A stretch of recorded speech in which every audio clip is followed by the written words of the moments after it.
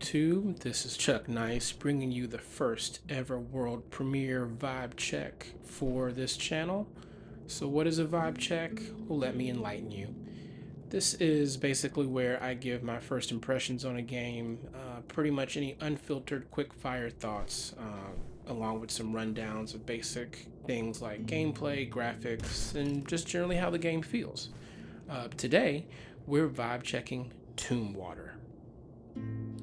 It's a 2D top-down action game set in the Old West with Souls-like and Metroidvania elements. It's available on Steam right now, priced at $24.99. Came out on March 31st and is from developer Moth Atlas, published by Midwest Games. So let's get down to it. The best way I can describe it is imagine if Hyperlight Drifter had a baby with Bloodborne and then sprinkled in a little bit of Zelda on top.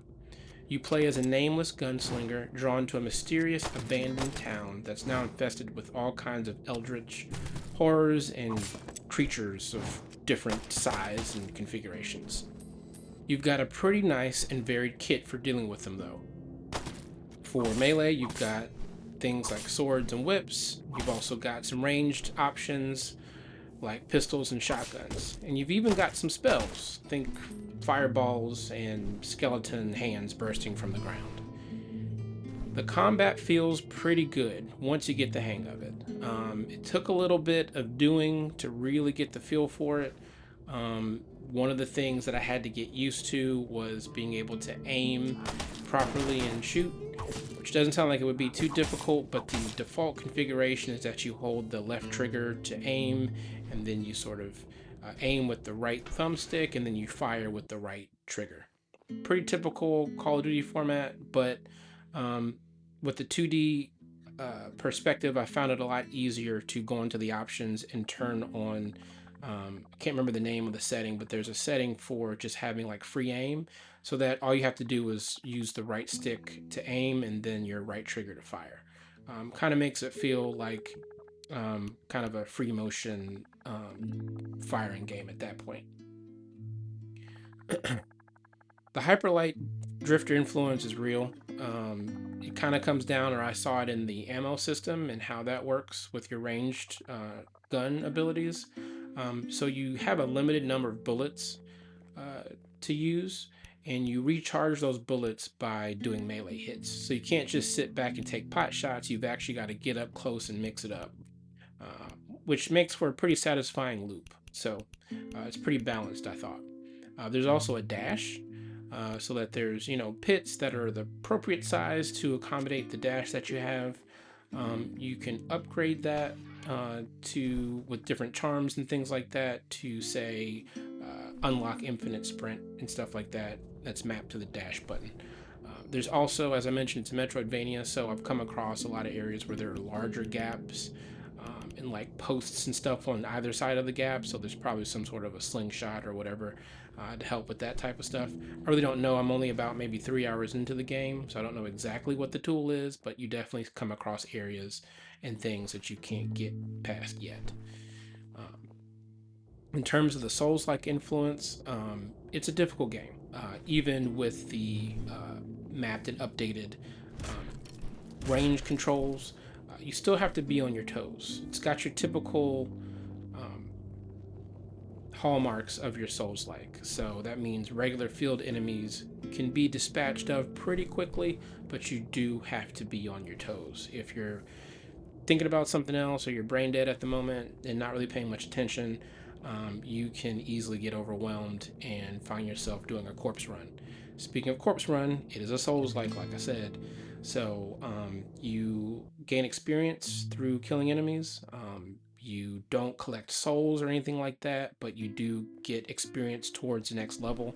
If you die before you hit that next level, your experience is sort of left at your body.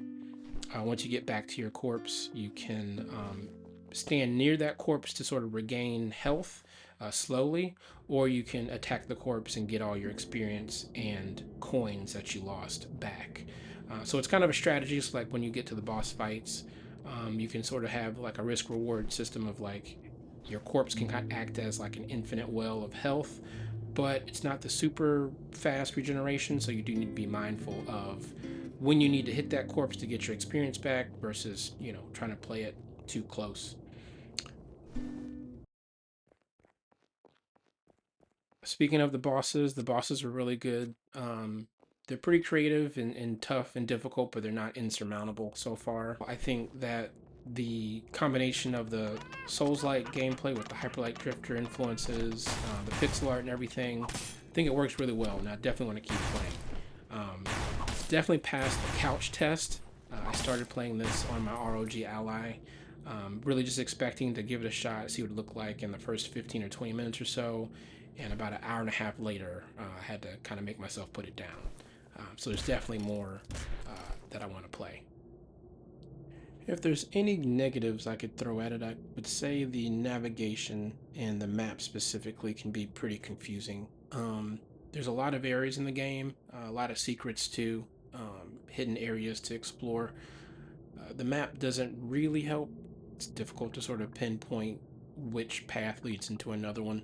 It's not that big of a con though. I feel like most Souls-likes rely on just really good level design, which this game has, and relies on the player to sort of learn organically where they're going with the distinctive levels and things like that, which again, this game has very distinctive levels.